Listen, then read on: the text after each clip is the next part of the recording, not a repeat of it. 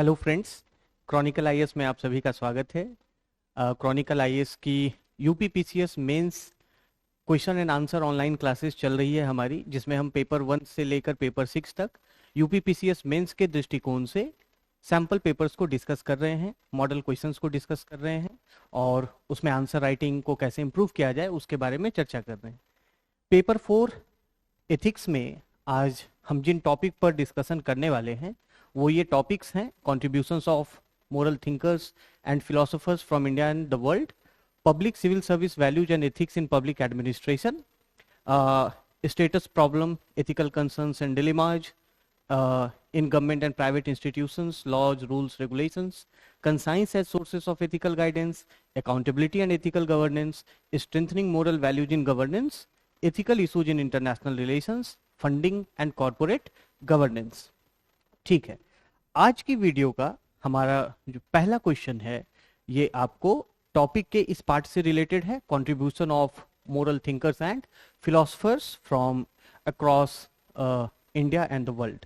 इससे हम लोग आज की अपनी चर्चा की शुरुआत करेंगे और आज हम लोग इसके ऊपर अपनी चर्चा को शुरू करते हुए स्वामी विवेकानंद के ऊपर ये क्वेश्चन है। और चूंकि हमने देखा पिछले 2-3 साल में ये टेंडेंसी यूपीपीसीएस में रही है कि गीता से संबंधित क्वेश्चंस उन्होंने पूछे हैं, तो इंडियन थिंकर्स और इंडियन थॉट सिस्टम को पूछने का एक ट्रेंड यूपीपीसीएस में झलकता है। उसी को ध्यान में रखते हुए हमने स्वामी विवेकानंद की एक उनके आइडिया, प्रैक्टिकल वेदांत के आइडिया से ये क्वेश्चन को बनाया है। क्वेश्चन देखिए किस प्रकार से है: discuss practical Vedanta of Swami Vivekananda and its relevance for public servants. Swami Vivekananda के व्यवहारिक वेदांत और लोक सेवकों के लिए इसकी प्रासंगिकता पर चर्चा कीजिए। तो ऐसे क्वेश्चन में 125 वर्ड्स का क्वेश्चन है, तो ऐसे क्वेश्चन में आपको सीधे सीधे जो की टर्म है उसको डिफाइन करते हुए अपने आंसर को शुरू करना है। इंट्रोडक्शन में कौन सी बात होगी? क्वेश्चन के इंट्रोडक्शन में हम सीधा प्रैक्टिकल वेदांत को शुरू करेंगे, क्योंकि हमारे पास वर्ड लिमिट बहुत रिस्ट्रिक्टेड है। हम उसमें स्वामी विवेकानंद के संबंध में बहुत ज्यादा चर्चा या व्याख्या करने का स्कोप इस प्रश्न में नहीं है। तो सीधा जो की टर्म है उसको आइडेंटिफाई कीजिए। प्रैक्टिकल वेदांत की टर्म है जिसे हम हिंदी में व्यवहारिक वेदांत भी कहते हैं। तो इंट्रोडक्शन में हम प्रैक्टिकल वेदांत को डिफाइन करते हुए अपने उत्तर को शुरू कर सकते हैं। अगर यही 200 शब्द में पूछा गया प्रश्न होता तो आप यहां पर स्वामी विवेकानंद का एक जनरल इंट्रोडक्शन, उनके कार्य, उनका जीवन, उस विषय में एक जनरल इंट्रोडक्शन ब्रीफ में दे सकते थे। लेकिन यहां पर आपको चूंकि शब्द सीमा बहुत सीमित है, तो प्रैक्टिकल वेदांत से हम सीधा शुरुआत करेंगे। प्रैक्टिकल वेदांत क्या है अगर मैं आपसे पूछूं तो आपके दिमाग में वेदांत आएगा, स्वाभाविक सी बात है। प्रैक्टिकल वेदांत वेदांत से बना हुआ है। वेदांत क्या है? हम जानते हैं कि वेद के 4 भाग होते हैं, वेद के 4 प्रकार हैं, पर हर वेद के 4 भाग भी होते हैं, आपको यह भी जानना जरूरी है। और वेदांत जैसा अपने नाम से स्पष्ट है, ये वेद का आखिरी भाग माना जाता है। 4 प्रकार के वेद हैं। कौन कौन से वेद हैं? हम सभी परिचित हैं। ऋग्वेद है, अथर्ववेद है, यजुर्वेद है और सामवेद है। 4 प्रकार के वेद हैं, ठीक है। These are types of Vedas, and when we talk about parts of Vedas, so Ved has 4 parts, 4 हिस्सा होता है। पहला हिस्सा आपको कहा जाता है संहिता, संहिता। दूसरे हिस्से को कहते हैं ब्राह्मणा, ब्राह्मणा। तीसरे हिस्से को कहते हैं अरण्यक, अरण्यक। और चौथे हिस्से को कहते हैं वेदांत। ये मैं आपको समझाने के दृष्टिकोण से बता रहा हूं, इसको आपको उत्तर में शामिल नहीं करना है। तो ये वेदांत कहां से आया ये मैं आपको बताने का प्रयास कर रहा हूं।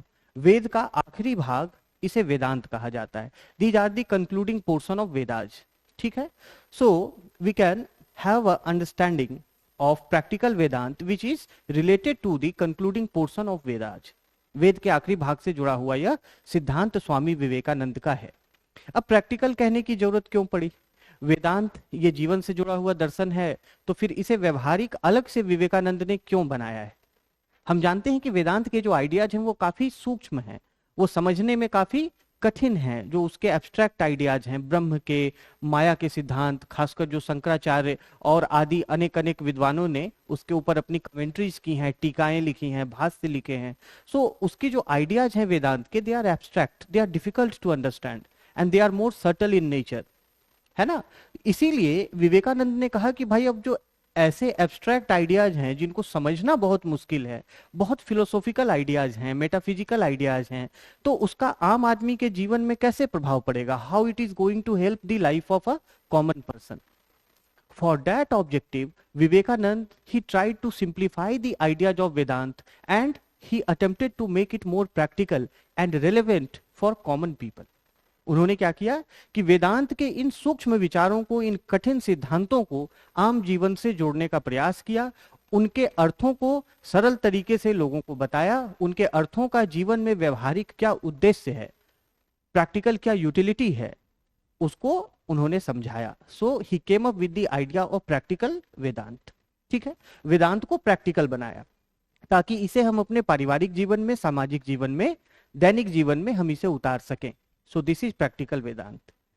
What is practical Vedant? It is the application of abstract ideas of Vedant in our daily family and social life. That is practical Vedant. And who gave this idea or who gave this, entire system? Swami Vivekanand. So he gave the idea of practical Vedant. This is the introduction of this particular question. अब ये कह रहा है कि इसको discuss कीजिए। तो practical Vedant क्या है?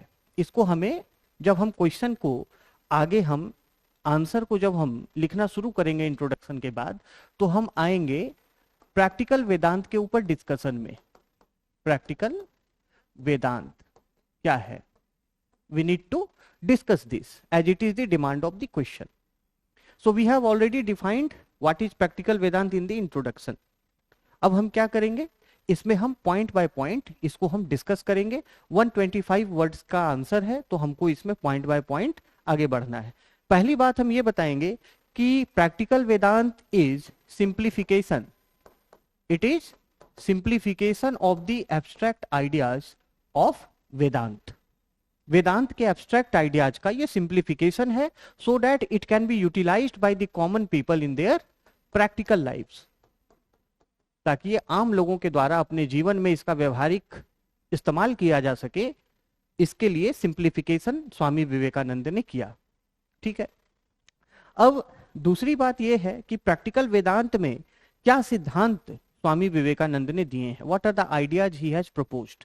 हम जानते हैं कि जो वेदांत का दर्शन है वह ब्रह्म के सिद्धांत पर आधारित है।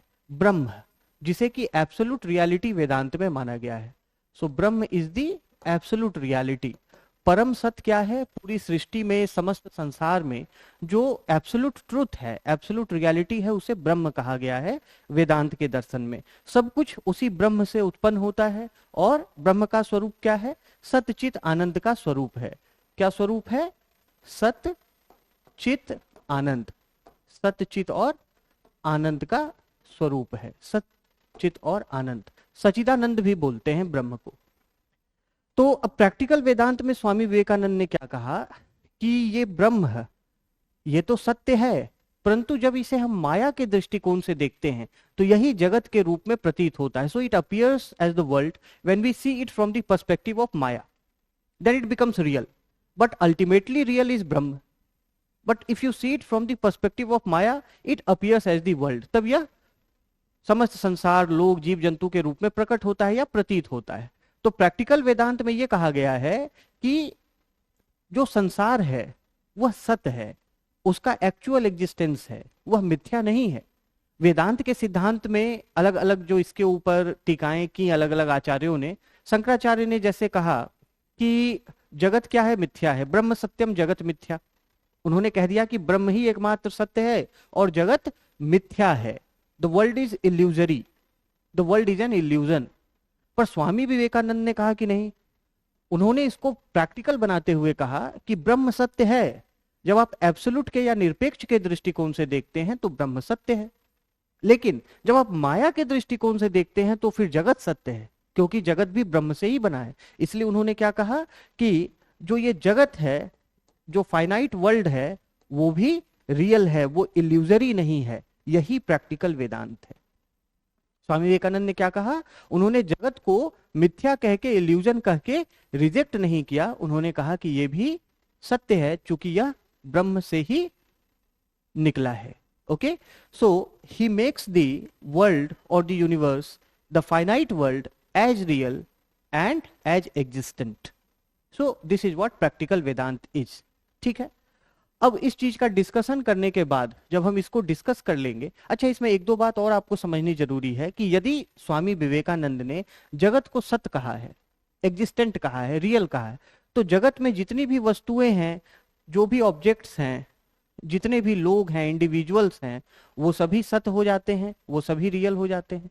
तो उन्होंने कहा कि जितने भी जीव हैं वो सभी सत्य हैं, जीव ही शिव है।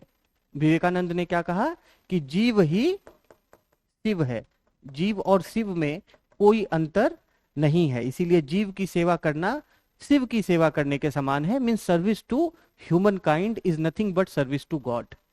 This is practical Vedanta.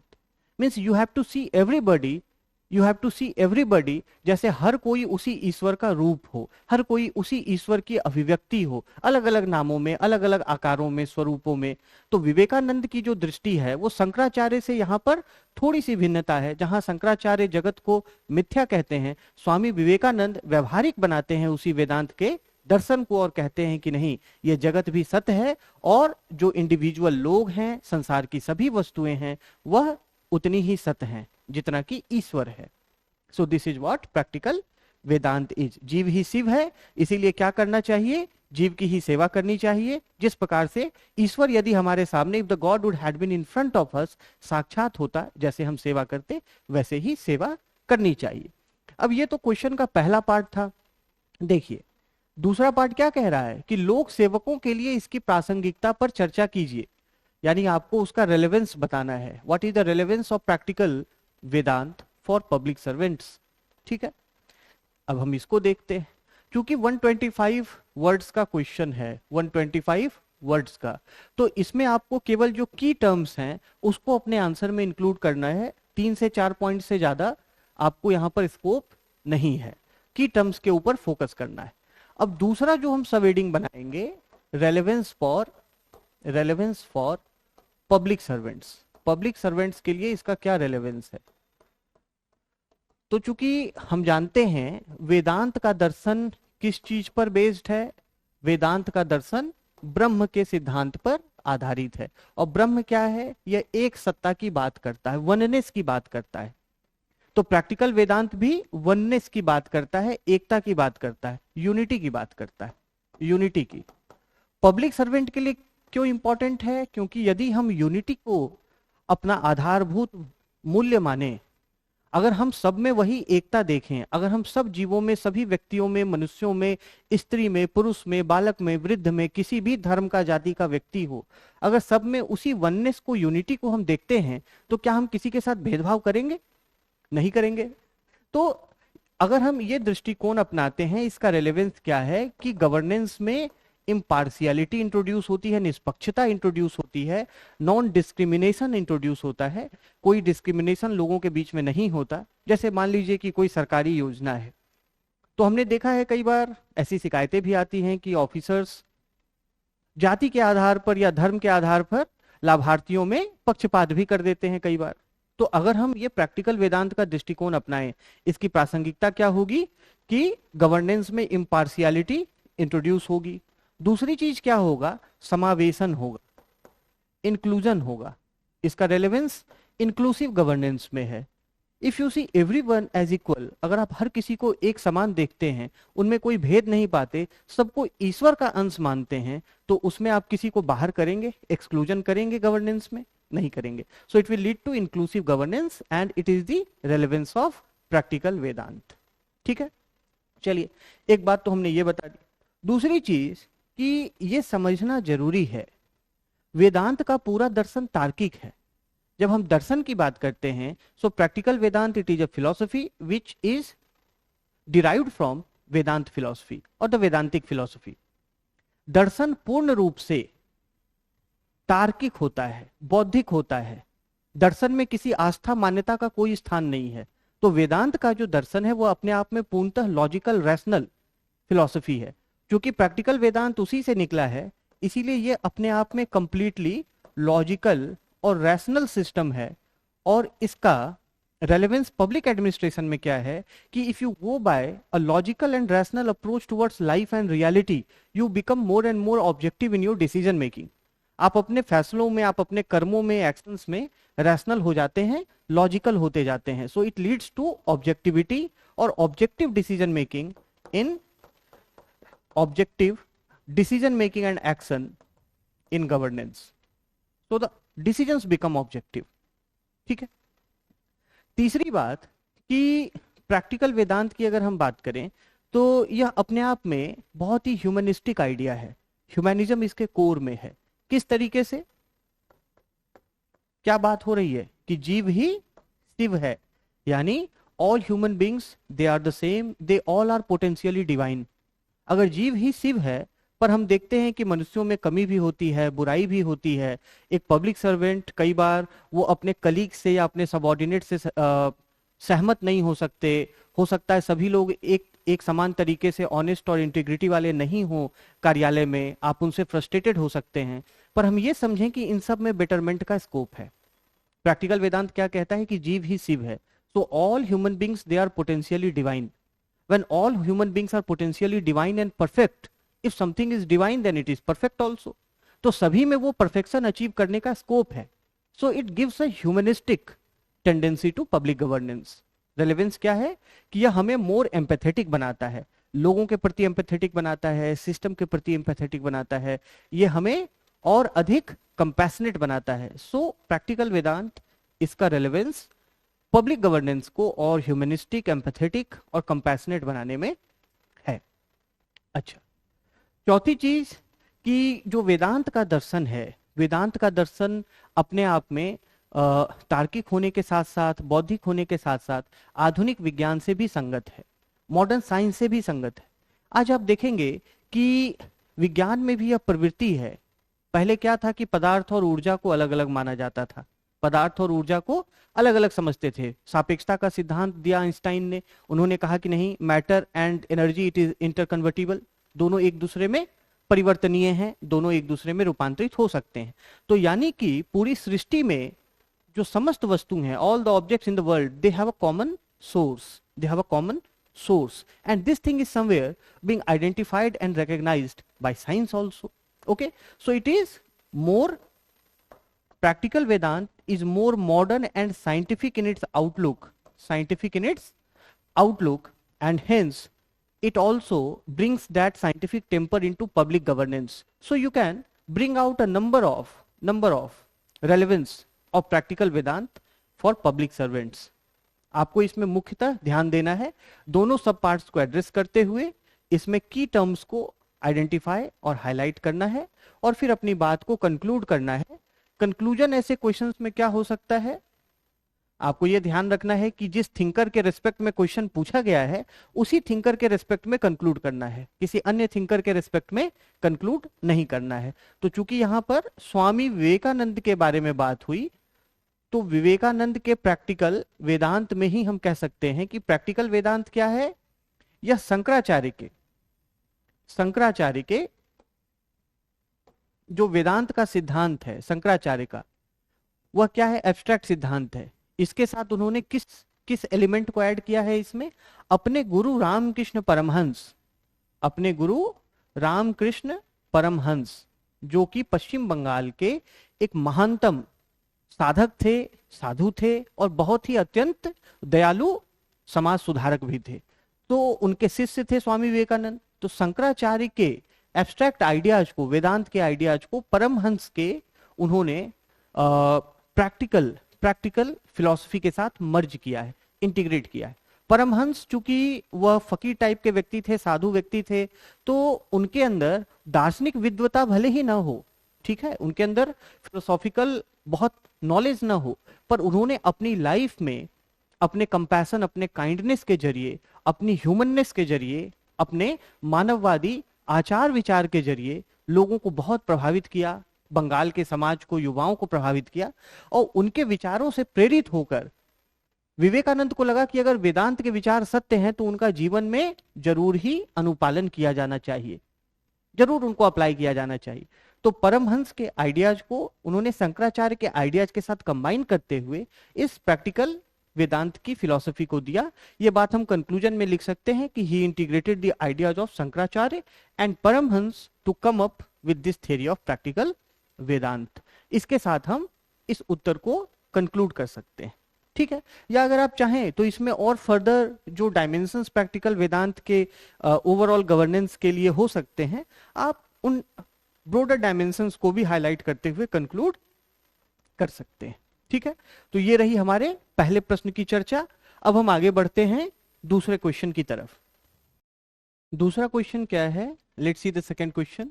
What are cardinal virtues according to Plato? Plato के अनुसार कार्डिनल वर्च्यूज क्या हैं? यहाँ पर हमने वेस्टर्न फिलोसोफर को लिया है, क्योंकि यूपीपीसीएस के ट्रेंड में जो अभी तक देखा गया है कि स्टार्टिंग में 2018, 19, 20 के आसपास उन्होंने आपसे कांट से क्वेश्चन पूछा है। तो कांट से क्वेश्चन पूछा जा चुका है, कार्ल मार्क्स से उन्होंने क्वेश्चन पूछा है 1920 में, कांट से पूछा है, मार्क्स से पूछा है। उसके बाद फिर उन्होंने इंडियन थिंकिंग के ऊपर, इंडियन फिलोसफर्स के ऊपर ज्यादा फोकस किया है। पर अभी हो सकता है कि पिछले 3-4 साल से उन्होंने इंडियन के ऊपर फोकस रखा है, तो आने वाले समय में वो वेस्टर्न फिलोसफर से भी पूछ सकते हैं। और जब हम वेस्टर्न फिलोसफर्स की बात करते हैं तो उसमें सबसे पहला नाम जो किसी का आता है वो है Plato. So Plato was one of the greatest और the greatest western philosopher we study, ठीक है। So let's see the question. What are cardinal virtues according to Plato? Why are they important for individual behaviour as well as public conduct in governance? Plato के अनुसार मूल सद्गुण क्या है, प्रधान सद्गुण क्या है, कार्डिनल वर्च्यूज क्या है, मूल सद्गुण क्या है? व्यक्तिगत व्यवहार के साथ साथ अभिशासन में, व्यक्तिगत व्यवहार के साथ साथ अभिशासन में, गवर्नेंस में सार्वजनिक आचरण, पब्लिक कंडक्ट के लिए वह क्यों महत्वपूर्ण है? क्या उनका महत्व है? यह प्रश्न है। 200 वर्ड्स में क्वेश्चन है, तो 200 वर्ड्स में हमें थोड़ा स्कोप मिलता है, पर ध्यान देना है कि यहाँ पर आपको 2 पार्ट हैं। प्रश्न 2 भागों में विभाजित है और आपको दोनों भाग को अटेम्प्ट करना है। तो इंट्रोडक्शन में शुरुआत होगी प्लेटो से और प्लेटो के कार्डिनल वर्च्यू से, ठीक है। तो हम ये कह सकते हैं कि Plato one of the greatest Greek philosopher, उन्होंने कार्डिनल वर्च्यूज का सिद्धांत दिया और कार्डिनल वर्च्यूज को हम इंट्रोडक्शन में डिफाइन कर सकते हैं, ठीक है। एक बात तो ये हो सकती है कि हम प्लेटो से इंट्रोड्यूस कर दें, प्लेटो का परिचय देते हुए कि सुकरात के शिष्य थे और पश्चिम के दर्शन में, वेस्टर्न फिलॉसफी में सबसे प्रोमिनेंट फिलोसोफर माने जाते हैं। इनके शिष्य अरस्तु और प्लेटो की अगर हम बात करें तो इन दोनों को सबसे महानतम दार्शनिक पश्चिम के फिलोसफर्स में, थिंकर्स में कहा जाता है। तो इंट्रोडक्शन के साथ हम ये बात कर सकते हैं। इंट्रोडक्शन में हम सीधा कार्डिनल वर्च्यूज को डिफाइन भी कर सकते हैं कि कार्डिनल वर्च्यू क्या है, what are cardinal virtues. Question वही पूछा गया है, सो सीधा we can straight forward define the cardinal virtues, ये काम कर सकते हैं। एक तीसरा अप्रोच हो सकता है कि चलिए हम 200 वर्ड्स का क्वेश्चन है तो कार्डिनल वर्च्यूज को हम क्वेश्चन की मेन बॉडी में डील करेंगे, इंट्रोडक्शन में हम वर्च्यू को डिफाइन कर दें। तो आप तीनों में से कोई काम इस प्रश्न में कर सकते हैं। ध्यान भले ये देना है कि 2 लाइन से ज्यादा का इंट्रोडक्शन नहीं होना चाहिए। अगर 200 वर्ड्स का में आपको आंसर लिखना है तो 20 वर्ड्स में आपका इंट्रोडक्शन कंप्लीट हो जाना चाहिए, 20 वर्ड्स में, ठीक है। अच्छा, तो अगर हमने इन तीनों में से कोई भी रास्ता अपनाया, वर्च्यू को अगर हमें डिफाइन करना हो, let's say, so what are virtues, क्योंकि इस क्वेश्चन को समझने, आंसर को करने में वर्च्यूज की अंडरस्टैंडिंग बड़ी क्रूशियल है। What are virtues? वर्च्यू हम किसे कहते हैं? हिंदी में सद्गुण। सद्गुण मतलब अच्छे गुण, सद्गुण। तो एक तरीके से यह मानव उत्कृष्टता का रूप है। These are forms of human excellence। मनुष्य के रूप में जब हम उत्कृष्ट बनते हैं, जब हम बेहतर से बेहतर बनते हैं, अपने आप को, अपने व्यक्तित्व और जीवन को बेहतर बनाते हैं, उस उत्कृष्ट अवस्था में यह हमारे व्यक्तित्व का गुण है। What are virtues? They are forms of human excellence। किस तरीके का एक्सेलेंस है? क्या पॉलिटिकल एक्सेलेंस है, इकोनॉमिक एक्सेलेंस है? नहीं, ये एथिकल एक्सेलेंस है, एथिकल मोरल एक्सेलेंस है। जब हम नैतिक और चारित्रिक रूप से अपने आप को सुदृढ़ बनाते हैं, बेहतर बनाते हैं, वही वर्च्यूज के रूप में परिलक्षित होता है। So virtues are forms of human and moral excellence. अच्छा, ये है क्या? क्योंकि ये गुण है, so it is character, it is a quality, it is a quality, it is a trait, it is a trait, यह गुण है, ट्रेट है। ट्रेट का क्या मतलब होता है? हमारी पहचान है। कैरेक्टर क्या है? हमारे आचार विचार का आधार है। So the virtues are character, quality और ट्रेट्स, जिसे कि महत्वपूर्ण माना जाता है, जिसे अच्छा माना जाता है, जिसे अच्छा माना जाता है, इसीलिए इन्हें सद्गुण कहते हैं हिंदी में, जिसके कि परिणाम अच्छे होते हैं। ओके, तो वर्च्यू को डिफाइन करके आप इस आंसर की शुरुआत कर सकते हैं। उसके बाद हम जो पहला सब हेडिंग बनाएंगे उसमें सीधा हम कार्डिनल वर्च्यूज को डिफाइन करेंगे। कार्डिनल वर्च्यूज को, कार्डिनल वर्च्यूज क्या हैं प्लेटो के अनुसार? कार्डिनल वर्च्यूज, तो देखिए प्लेटो ने अपनी किताब रिपब्लिक में कार्डिनल वर्च्यूज की बात की थी। उन्होंने वर्च्यूज की बात की, बाद में उसे कार्डिनल वर्च्यू कहा गया। तो आप यहां पर ये रेफरेंस दे सकते हैं कि प्लेटो ने अपनी पुस्तक रिपब्लिक में वर्च्यूज की बात की है और उन्होंने कहा कि व्यक्ति के लिए, इंडिविजुअल के लिए 4 वर्च्यूज सबसे कार्डिनल हैं, इंपॉर्टेंट हैं। कार्डिनल का मतलब हुआ फंडामेंटल, एसेंशियल, मोस्ट इंपॉर्टेंट, है ना, जो सबसे बुनियादी सद्गुण होने चाहिए, सबसे एसेंशियल होने चाहिए, ठीक है, सबसे एसेंशियल वर्च्यूज होने चाहिए, उसे ही कार्डिनल वर्च्यूज कहते हैं। तो प्लेटो ने कहा कि भाई 4 ऐसे एसेंशियल वर्च्यूज हैं जो कि इंडिविजुअल में होने चाहिए। कौन कौन से हैं? पहली बात उन्होंने बोली कि विजडम होना चाहिए, विजडम होना चाहिए। विजडम क्या है? विजडम कहां से आता है? विजडम को हम हिंदी में प्रज्ञा भी कहते हैं, प्रज्ञा कहते हैं। विजडम, वाइज होना, बुद्धिमान होना। बुद्धि कहां से आती है? बौद्धिकता से आती है, रीजनिंग करने से आती है। तो उन्होंने कहा कि विजडम जो है यह एक फंडामेंटल एसेंशियल वर्च्यू है। दूसरी बात उन्होंने कहा कि करेज होना चाहिए, करेज होना चाहिए, इंडिविजुअल में साहस होनी चाहिए कि जो हमारे स्पिरिट में आए, जो हमारी चेतना में आए, हमें जो करने की इच्छा हो, सत्य बोलने की अगर इच्छा हो तो सत्य बोलने का साहस होना चाहिए, अगर सही कर्म करने की इच्छा हो तो सही कर्म करने का हमारे में साहस होना चाहिए। So the second thing, the second virtue he said was courage. The third thing, the third important virtue according to Plato is moderation और टेम्परेंस। मॉडरेशन और टेम्परेंस, उन्होंने कहा कि संयम होना चाहिए, संयम होना चाहिए। क्यों? क्योंकि हमारी इच्छाएं तो अनंत हैं, our desires are endless, infinite. तो व्यक्ति क्या करेगा फिर? अपने डिजायर्स के पीछे भागता रहेगा? नहीं। तो हमें अपने डिजायर्स को काम डाउन करना है, मॉडरेट करना है, टेम्पर डाउन करना है। This is the third virtue.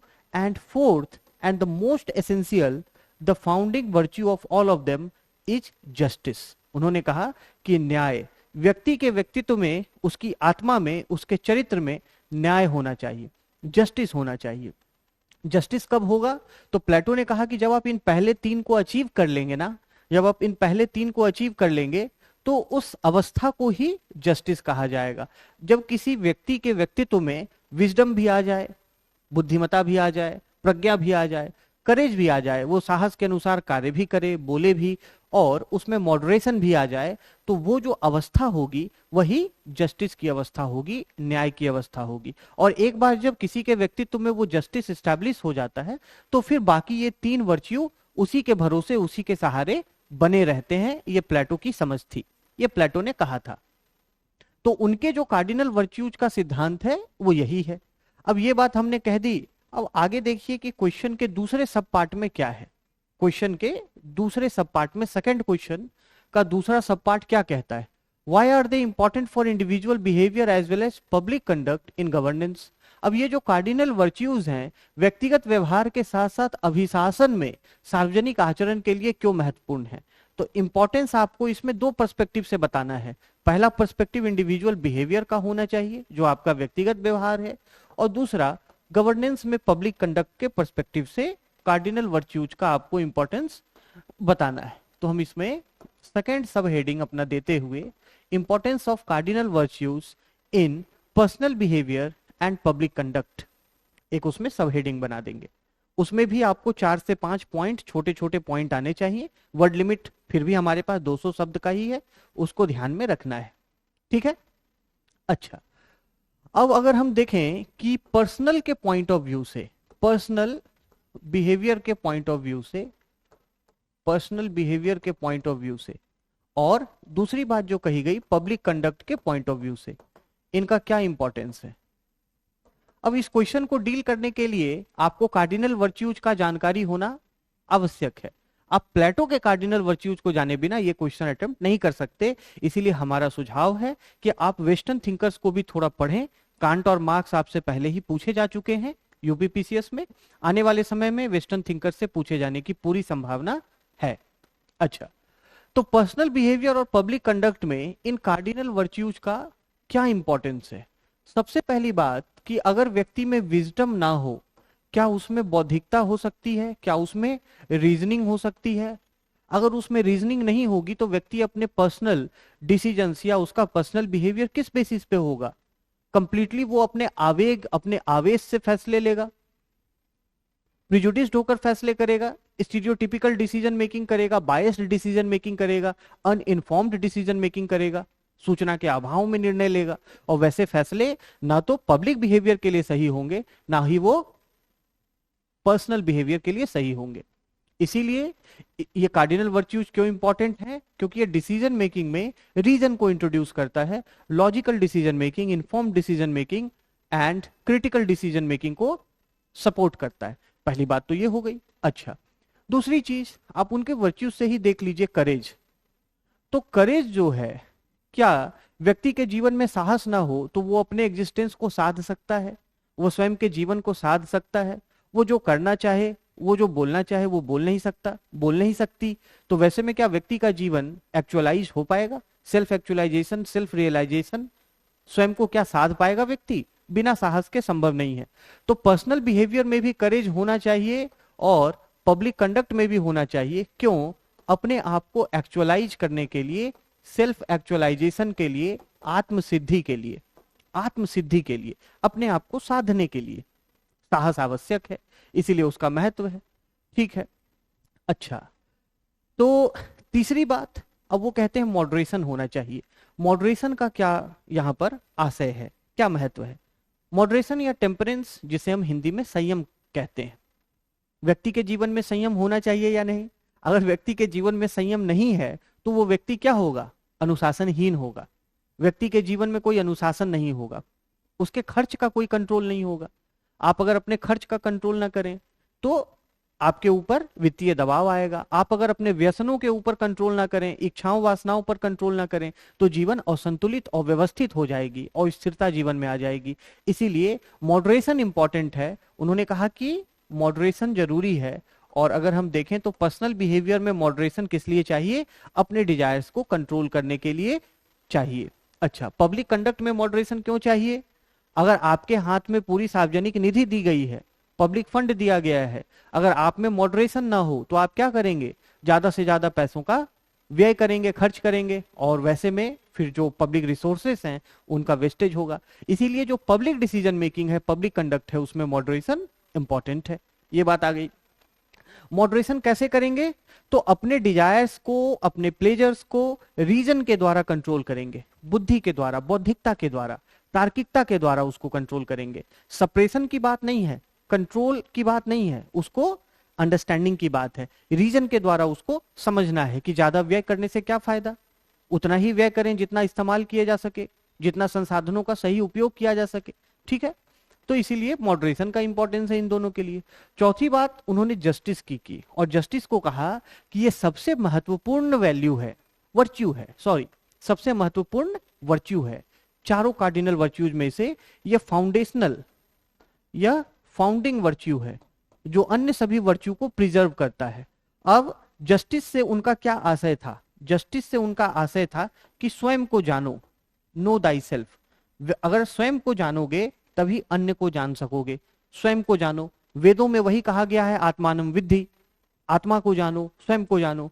तो इसीलिए प्लेटो ने क्या कहा? उन्होंने कहा कि आत्मा में ये चार गुण जो हैं मौजूद हैं और हमें इनके बीच में संतुलन स्थापित करना, उनको साधना आवश्यक है। और जस्टिस का महत्व किस लिए है? क्योंकि अगर व्यक्ति के अपने जीवन में न्याय नहीं होगा तो कभी वो अपने साथ सही नहीं कर सकता है, कभी भी व्यक्ति का व्यवहार संतुलित नहीं होगा, बैलेंस्ड बिहेवियर नहीं होगा व्यक्ति के जीवन में। क्यों? हम कई बार अपने साथ भी अन्याय कर जाते हैं, करते हैं कि नहीं? भूख लगी है पर भोजन नहीं कर रहे हैं, ठीक है। दूसरी चीज कि किसी चीज की जरूरत है, कह नहीं रहे हैं, अपने अधिकारों की मांग नहीं कर रहे हैं, ये सभी अपने साथ इनजस्टिस है। तो पर्सनल बिहेवियर में अपने साथ, और फिर कई बार हम दूसरों के साथ इनजस्टिस करते हैं, उनके हक और अधिकार से उनको वंचित करते हैं। तो ये सभी चीजें पर्सनल बिहेवियर का हिस्सा नहीं होनी चाहिए, जस्टिस उसका आधार होना चाहिए, ताकि हमारा जो व्यवहार है वह फेयर हो, हमारा जो व्यवहार है वह होलिस्टिक हो, सभी चीज को और सभी स्टेक होल्डर्स को ध्यान में रखते हुए सरकारी नीतियां बनाई जा सकें, सरकारी फैसले किए जा सकें। इसीलिए जस्टिस इंपॉर्टेंट है, ठीक है। इस तरीके से हम इसके इंपॉर्टेंस को बताएंगे।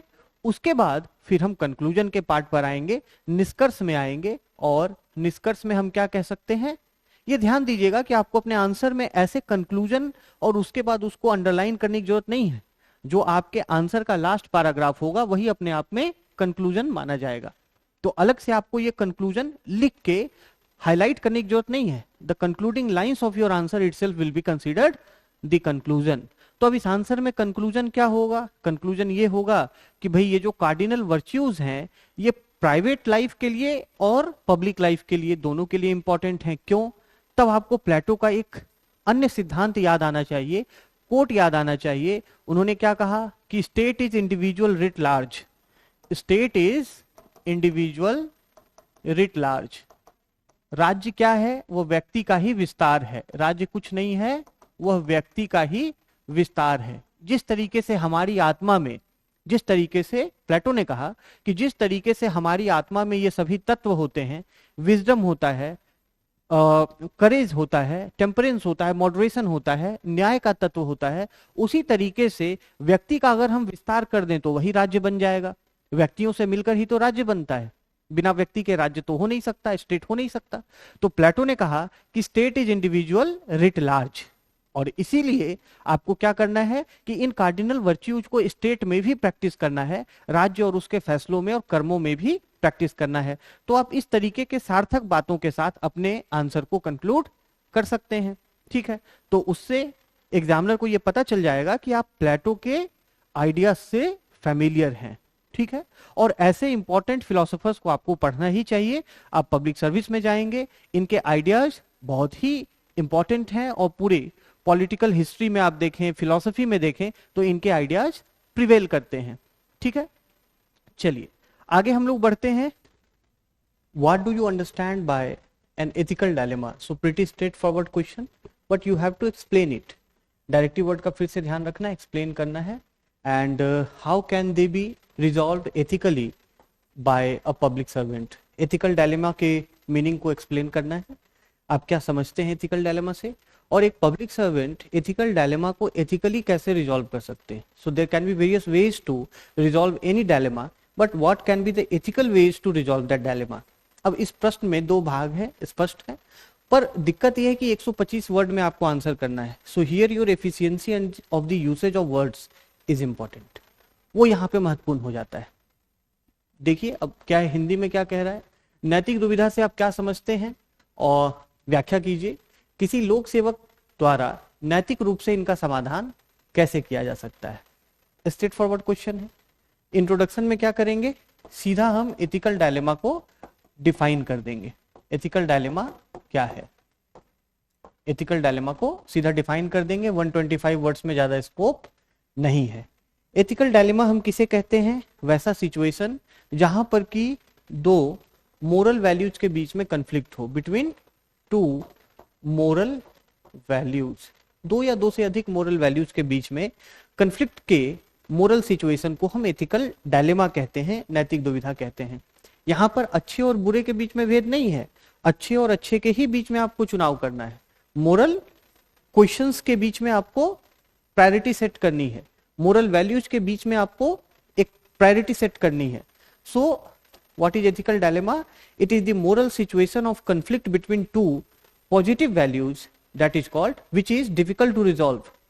मोरल डायलेमा इतनी आसानी से सुलझ नहीं सकता, और हर व्यक्ति के लिए मोरल डायलेमा को रिजॉल्व करने का जो आंसर होगा, जो अप्रोच होगा, वो अलग अलग होगा, ठीक है। So this is how we will start with our answer. Now you have to explain that what do you understand by moral dilemma. So only providing the definition, केवल इसका definition दे देना पर्याप्त नहीं है, आपको एथिकल डायलेमा की understanding आपकी क्या है उसको भी बताना पड़ेगा। Okay, now we will come with the explanation. Okay, explanation of meaning of ethical dilemma, meaning of ethical dilemma. So we will get this subheading, ये सबहेडिंग हम बनाएंगे और इस सबहेडिंग में हम इसके मीनिंग को एक्सप्लेन करेंगे। पहली बात हमने ये कही कि दो मोरल वैल्यूज के बीच में कन्फ्लिक्ट के सिचुएशन को हम एथिकल डायलेमा कहते हैं। अच्छा, अब इसमें क्या है कि इसमें अगर हम एक्सप्लेनेशन पर आए तो एक मोरल वैल्यू के चुनाव का मतलब है the other moral value is being ignored or neglected. Okay, so we can write that here in this situation there is always the neglect of another moral value which is forsaken or which is not selected. So neglect of another value, हमेशा एक ना एक value इसमें neglect होता ही होता है।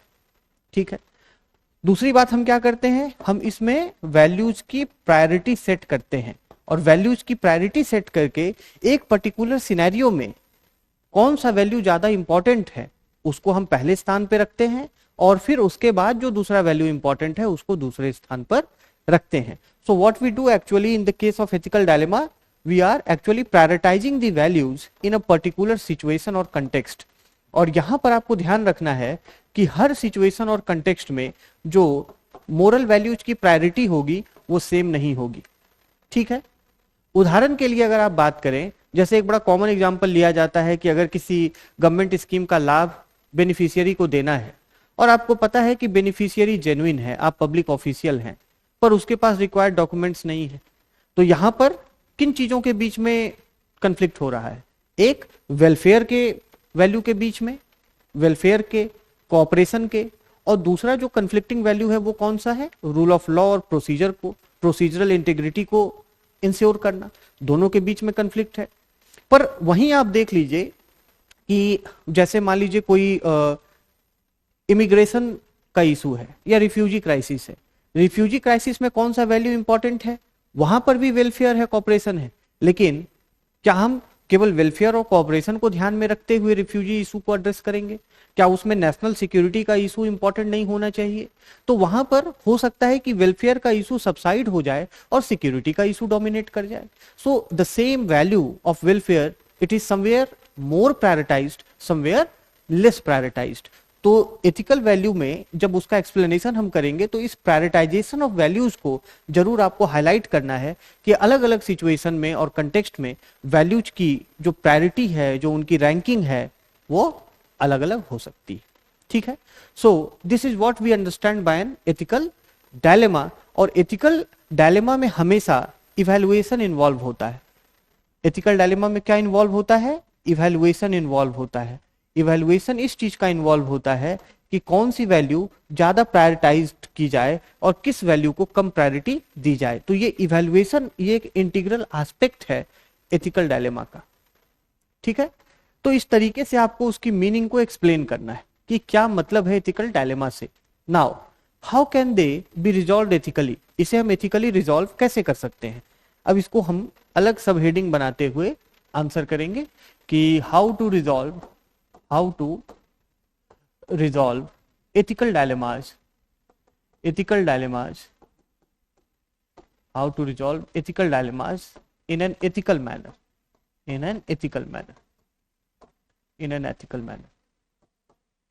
ठीक है, छोटा सा हेडिंग भी बना सकते हैं, 125 शब्द का ये है, आंसर लिखना है। सो रिजोल्यूशन ऑफ एथिकल डायलेमाज, बस इतनी सी ही हम छोटी सब हेडिंग बना सकते हैं। अब देखिए, इसमें सबसे पहली बात तो यह है कि एक पब्लिक सर्वेंट को इस चीज का एक्सेप्टेंस होना चाहिए कि वह एक एथिकल डायलेमा की सिचुएशन में है। अगर ये ह्यूमिलिटी ही ना हो कि मैं किसी मोरल सिचुएशन में हूं, तो वो व्यक्ति कभी भी एथिकल डायलेमा को रिजॉल्व नहीं कर पाएगा या कर पाएगी। So the first thing is how to resolve, you must have the humility to accept. सबसे पहले क्या करना है? एक्सेप्ट करना है, रिकॉग्नाइज करना है कि किसी नैतिक दुविधा के कंडीशन में हम हैं। पहली बात तो ये। दूसरी बात ये कि जब आपने ये एक्सेप्ट किया, ये रिकॉग्नाइज किया कि there is a situation of ethical dilemma, then you must identify the values. फिर क्या करिए, वैल्यूज को आइडेंटिफाई करिए, कौन कौन से वैल्यूज उसमें इन्वॉल्व हैं। देयर कैन बी 2 और more than 3 values and how they are interacting with each other, इस चीज को आइडेंटिफाई करिए। ठीक है। तीसरी बात क्या है कि इवैल्यूएशन कीजिए, cost benefit analysis, and that would be moral evaluation. So moral evaluation of the ethical situation or the moral situation. moral evaluation कीजिए कि इन वैल्यूज का कॉस्ट क्या है, बेनिफिट क्या है, कॉस्ट क्या है, बेनिफिट क्या है, इन सभी का कॉस्ट बेनिफिट एनालाइज कीजिए और ओवरऑल जो उस मोरल सिचुएशन में कॉस्ट है और बेनिफिट है इसको कैलकुलेट कीजिए। कॉस्ट बेनिफिट को कैलकुलेट करने के बाद जो वैल्यू इसमें सबसे आपको इंपॉर्टेंट लगे उसका डिसीजन करना है। So adopt a logical approach towards resolution of ethical dilemmas, rational approach. ठीक है।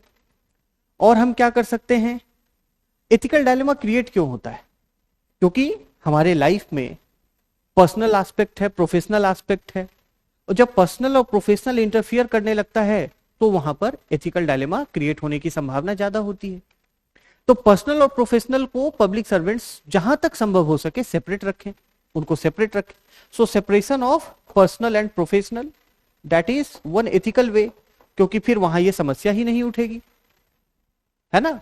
अच्छा, उसके बाद क्या किया जाए कि आप प्रोसीजर्स को लेकर और सिचुएशन को लेकर आपकी अवेयरनेस बहुत अच्छी होनी चाहिए। जो मोरल सिचुएशन है उसकी अवेयरनेस बहुत क्लियर होनी चाहिए और साथ ही साथ आपको प्रोसीजर्स की भी क्लैरिटी होनी चाहिए। अगर आप पब्लिक सर्वेंट हैं, you must be well versed with the procedures and the rules and regulations of the concern department और योर फील्ड। तो वहां पर ये जो सिचुएशनल अवेयरनेस है और ये जो आपको प्रोसीजरल अवेयरनेस है, सिचुएशनल और प्रोसीजरल अवेयरनेस है, ये कॉन्फ्लिक्ट ऑफ वो आपको एथिकल डायलेमा को रिजॉल्व करने के काम आएगा। So these are the methods how public servants should resolve ethical dilemmas. Is it clear? अब इसमें आंसर क्या लिखेंगे? अब इसमें आंसर में कंक्लूजन क्या लिखेंगे? तो हम ये बात करेंगे कि मोरल ट्रेनिंग को इस तरीके से डिजाइन किया जाए, पब्लिक सर्वेंट की मोरल ट्रेनिंग को, कि उसमें वैल्यू का आइडेंटिफिकेशन करना उनको सिखाया जाए।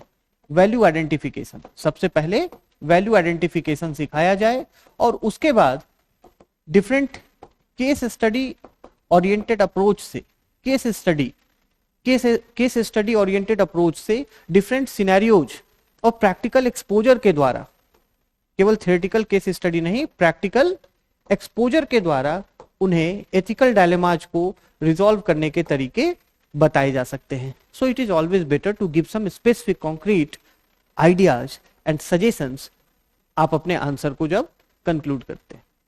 ठीक है, तो ये हो गई हमारे चौथे क्वेश्चन के रिस्पेक्ट में बातचीत। पांचवा क्वेश्चन देखते हैं। पांचवा क्वेश्चन क्या है? Transparency as an ethical value. Transparency as an ethical value should be strengthened in organisations due to benefits it brings than the cost it entails. Discuss.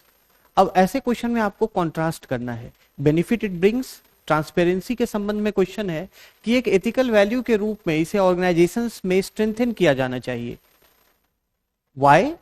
As the benefit it brings than the cost it entails. जो इसके फायदे हैं ना कि जो इसकी कीमत है या लागत है। तो स्वाभाविक रूप से आपको क्वेश्चन में अपने आंसर में किस चीज को डिस्कस करके बताना है कि इसके फायदे ज्यादा हैं, इसके फायदे जो हैं वो इसके कॉस्ट से कहीं ज्यादा है, इस चीज को आपको उजागर करना है। संगठनों में नैतिक मूल्य के रूप में पारदर्शिता को मजबूत किया जाना चाहिए क्योंकि इसकी कीमत की तुलना में लाभ अधिक होता है। चर्चा कीजिए। ठीक है, तो यहां पर आपको कॉस्ट बेनिफिट का कॉन्ट्रास्ट करना है। ओके, और ऐसे क्वेश्चंस में आपको थोड़ा सा अपने कंटेंट के क्रम को भी ध्यान में रखना होता है, ऑर्डर को भी ध्यान में रखना होता है। पहले बेनिफिट्स पूछी गई है तो पहले हमें बेनिफिट्स की चर्चा करनी है, फिर हम कॉस्ट पर आएंगे।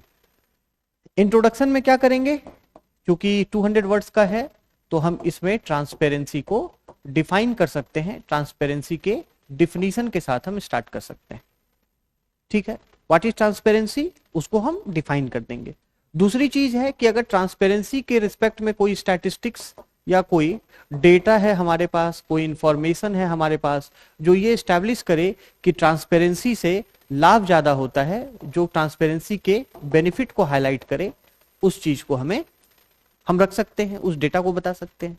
जैसे हम ये बता दें कि ट्रांसपेरेंसी किस तरीके से पब्लिक गवर्नेंस के परफॉर्मेंस को इंप्रूव करती है, उसके रिस्पेक्ट में अगर कोई डेटा सेट है वो हम उसमें लिख सकते हैं। ठीक है, अच्छा, या फिर आप इंडिया में ओवरऑल जो ट्रांसपेरेंसी की स्टेटस है ऑर्गेनाइजेशंस में, तो ट्रांसपेरेंसी इंटरनेशनल जैसी एजेंसीज की किसी रिपोर्ट को कोट कर सकते हैं, वो है। या फिर कोई अगर नेशनल एजेंसी है उसको कोट कर सकते हैं। इन सभी चीजों के साथ हम अपनी बात को शुरुआत कर सकते हैं।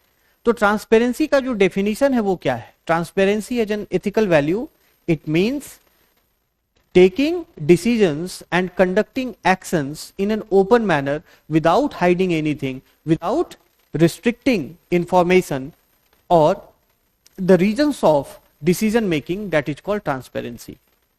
What is transparency?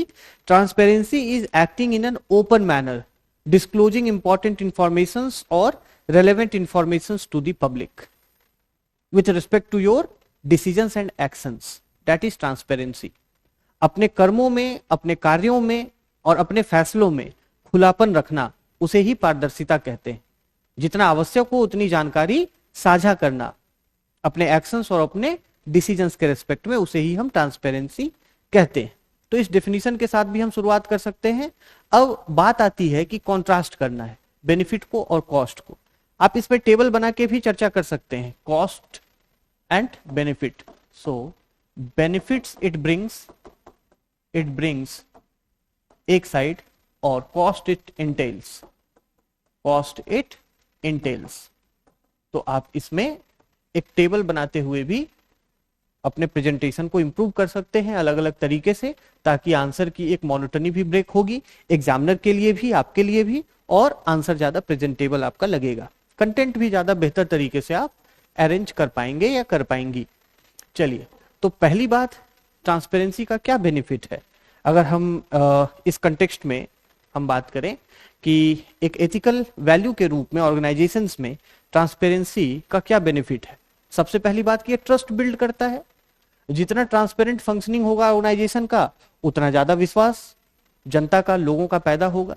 और ट्रस्ट जब बिल्ड होगा तो स्वाभाविक सी बात है कि रिलेशनशिप स्ट्रांग होगी, है ना। रिलेशनशिप स्ट्रांग होगी तो जो ऑब्जेक्टिव्स हैं ऑर्गेनाइजेशन के, गोल्स हैं, वो ज्यादा आसानी से प्राप्त किए जा सकेंगे। ठीक है, अच्छा, दूसरी चीज ये है कि ट्रस्ट के साथ साथ ट्रांसपेरेंसी क्या करता है कि ये करप्शन को प्रिवेंट करता है, करप्शन को रोकता है। जब ये करप्शन को प्रिवेंट करता है तो इससे पब्लिक रिसोर्स का यूसेज ज्यादा से ज्यादा एफिशिएंट बनता है, उसकी एफिशिएंसी बढ़ती है। सबसे पहली बात तो ये ट्रांसपेरेंसी जब आती है तो ज्यादा से ज्यादा पार्टिसिपेटिव बन जाता है, कोई भी सिस्टम पार्टिसिपेटिव बन जाता है, इंक्लूसिव बन जाता है। तो इसमें डिफरेंट स्टेक होल्डर्स के बीच में जो कोऑर्डिनेशन है वो आसान हो जाता है। फायदा क्या है कि कोऑर्डिनेशन आसान होता है, इससे लागत बचता है, इससे समय बचता है, और इस तरीके से यह ओवरऑल ऑर्गेनाइजेशनल ग्रोथ में अपनी भूमिका निभाता है। अच्छी बात है।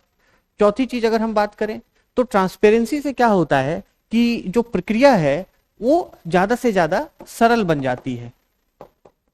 जितनी कम ट्रांसपेरेंसी होगी उतनी ज्यादा प्रक्रिया में जटिलता होगी, उतनी कॉम्प्लेक्सिटी होगी। तो गवर्नेंस में, चाहे वो पब्लिक गवर्नेंस हो या प्राइवेट गवर्नेंस हो, simplicity of functioning that can be insured through transparency, और उस सिंप्लिसिटी से हम ओवरऑल एक्सपेंडिचर को और कॉस्ट को कम कर सकते हैं। ठीक है, इस तरीके की हम बात बता सकते हैं बेनिफिट के कंटेक्स्ट में। अच्छा, कॉस्ट की जब हम बात करें, क्या कॉस्ट भी लगता है? ट्रांसपेरेंसी की कीमत भी चुकानी पड़ती है। बिल्कुल, सबसे पहली बात तो यह है कि भाई इसके लिए कंप्लायंस कॉस्ट फिर बढ़ जाती है। आपको ट्रांसपेरेंसी अगर प्रमोट करनी है ऑर्गेनाइजेशन में तो आपको कंप्लायंस बढ़ाना पड़ेगा, और कंप्लायंस का कॉस्ट होता है। इंफॉर्मेशन को जारी करने के लिए, सूचना को जारी करने के लिए, रिवील करने के लिए, डिस्क्लोज करने के लिए उसको मेंटेन करना पड़ता है। पब्लिक एजेंसीज इंफॉर्मेशन मेंटेन करती हैं, मेंटेन करने के लिए लागत लगता है। ठीक है, so it raises the cost of operation. दूसरी चीज ये है कि जब ट्रांसपेरेंट व्यवस्था होती है तो वहां पर स्क्रूटनी भी ज्यादा होता है। क्या होता है? स्क्रूटनी ज्यादा होती है, निगरानी ज्यादा होती है, आपसे प्रश्न ज्यादा पूछे जाते हैं। वैसे में किसी भी फैसले को इंप्लीमेंट करना मुश्किल हो सकता है, उसमें डिले हो सकता है, पेस ऑफ ऑपरेशन धीमा हो सकता है, और जब उसमें डिले होती है तो हम जानते हैं कि ऑपरेशनल कॉस्ट क्या होता है? ऑपरेशनल कॉस्ट राइज हो जाता है। आपको इस तरीके से इंटरलिंक करके बताना पड़ेगा। ऑपरेशनल कॉस्ट राइज हो जाता है, वो बात हो गई। अच्छा, कई बार ट्रांसपेरेंसी की कीमत लोगों की जान से संबंधित हो सकता है, लोगों के जीवन से संबंधित हो सकता है, खासकर सुरक्षा के मामलों में। Issues with respect to security, security matters में अगर कॉन्फिडेंशियलिटी नहीं बरती जाए तो जो उसमें इन्वॉल्व पर्सनल्स हैं उनका जान जीवन खतरे में आ सकता है, जोखिम में पड़ सकता है। So with respect to issues related to security, इन सब मामलों में ट्रांसपेरेंसी की काफी ज्यादा कीमत होती है। ठीक है, तो इस तरीके से आपको बेनिफिट और कॉस्ट को एनालाइज करते हुए लास्ट में ये बताना है अपने कंक्लूजन में कि ट्रांसपेरेंसी तो इंपॉर्टेंट है ही है। ट्रांसपेरेंसी तो एक एसेंशियल कोर वैल्यू है। ओपननेस हम जानते हैं एक नोलन प्रिंसिपल भी है इन पब्लिक गवर्नेंस। तो ट्रांसपेरेंसी तो एक कोर वैल्यू है, इसे ऑर्गेनाइजेशन में स्ट्रेंथन करना ही होगा, लेकिन हमें इसे बैलेंस भी करना होगा सर्टेन एस्पेक्ट के साथ, जैसे कि सिक्योरिटी का एस्पेक्ट का हमने बात किया, डाटा प्राइवेसी के रिस्पेक्ट में हमने बात की, प्राइवेसी के रिस्पेक्ट में भी वहां पर ट्रांसपेरेंसी इंपॉर्टेंट हो जाती है। तो इस तरीके से एक बैलेंस्ड एटीट्यूड अपनाते हुए आप अपनी बात को अंत कर सकते हैं। ठीक है, तो ये 5 क्वेश्चन का आज हमारा ये डिस्कशन रहा, और जैसा कि क्वेश्चन के डिस्कशन के अंत में आपको प्रैक्टिस क्वेश्चन 2 दिए जाते हैं जो आपसे अपेक्षित होता है कि आप हमें लिखकर भेजें, और क्रॉनिकल आईएएस का व्हाट्सएप नंबर है, ईमेल आईडी है, आप उस पर अपने इन प्रैक्टिस क्वेश्चन के आंसर्स को लिखकर भेज सकते हैं, जिसे इवैल्यूएट करके वापस आपको भेजा जाएगा। तो आज के प्रैक्टिस क्वेश्चन हम देख लें क्या है। Do you think conscience is superior to law and rules in ensuring ethical conduct by public servants? Examine. आपको डायरेक्टिव वर्ड को ध्यान में रखना है, वर्ड लिमिट को ध्यान में रखना है। क्या आप मानते हैं कि लोक सेवकों के नैतिक आचरण को सुनिश्चित करने में अंतरात्मा कानून और नियमों से बेहतर है? परीक्षण कीजिए। अब ये थोड़ा एक एनालिटिकल नेचर का क्वेश्चन है। दूसरा जो क्वेश्चन है उसको देखते हैं। What are various ethical issues associated with funding in the international context? अंतरराष्ट्रीय संदर्भ में वित्त पोषण से जुड़े विभिन्न नैतिक मुद्दे क्या हैं? अब आपको जो इंटरनेशनल फंडिंग है उसके रिस्पेक्ट में वेरियस एथिकल इशूज को एनालाइज करना है। क्या करना है? विश्लेषण करना है और एग्जाम्पल देने हैं। तो दोनों थोड़ा वाइडर नेचर के क्वेश्चन है। आप इन्हें प्रैक्टिस करके आप हमें भेजें। इनके इवैल्यूएटेड कॉपीज आपको वापस इवैल्यूएशन के बाद भेज दिए जाएंगे। तो आज की चर्चा यहीं तक, और आप सभी का धन्यवाद इस सेशन से जुड़ने के लिए। आप इसका लाभ लें, इसका लाभ प्राप्त करें, और आपके जो भी फीडबैक हो वो आप हमें कमेंट के माध्यम से बताएं। Thank you.